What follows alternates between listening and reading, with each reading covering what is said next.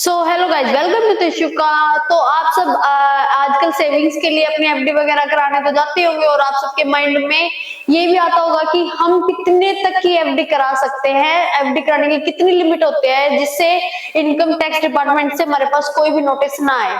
तो मैं आपको बता देती हूँ, ऐसा कोई भी सर्टिफाइड लिमिट नहीं है कि आप इतने पैसों तक की ही एफडी करा सकते हैं। इसलिए होता क्या है, अगर आप बैंक में जाकर 10 लाख से ऊपर तक की एफडी कराते हैं तो वो ऑटोमेटिकली आपकी सारी जो बैंक से डिटेल है वो इनकम टैक्स डिपार्टमेंट के पास चली जाती है। वो बैंक वाले खुद ही फॉरवर्ड कर देते हैं इनकम टैक्स डिपार्टमेंट को। लेकिन इसमें कोई बड़ी प्रॉब्लम नहीं है, अगर आप अपनी इनकम को प्रॉपरली अपनी आईटीआर में शो कर रहे हैं तो इससे आपको कोई भी दिक्कत नहीं होगी या फिर आपकी एफडी कराने में कोई प्रॉब्लम नहीं होगी। सो बैंकों के द्वारा अगर आपकी एफडी है तो उसकी जो टीडीएस की लिमिट होती है वो होती है आपके 40,000 रुपए के हिसाब से। आपकी जो भी वैल्यू होती है उस पर 10% का टीडीएस डिडक्ट होता है।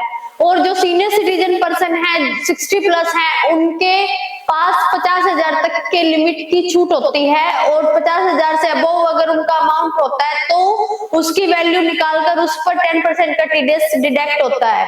और हमारे जो टीडीएस के डिडक्शन की हाईएस्ट लिमिट है वो 20% तक भी होती है। वो सब अपने अपने बैंकों की अलग अलग अपनी फैसिलिटीज होती है। तो ये तो रही एफडी की बात। और इसके अलावा अगर आपकी जो एफडी है या फिर बैंक की सारी डिटेल आपके पैन या फिर आधार कार्ड से लिंक नहीं है तो बैंक वाले आपको विजिट करने के लिए बुला सकते हैं।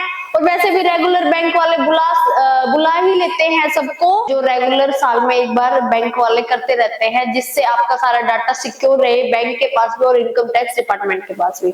सो अगर आपको हमारी वीडियो अच्छी लगी हो तो please like share and comment करें और हाँ, हमारे चैनल को सब्सक्राइब करें। Thank you so much.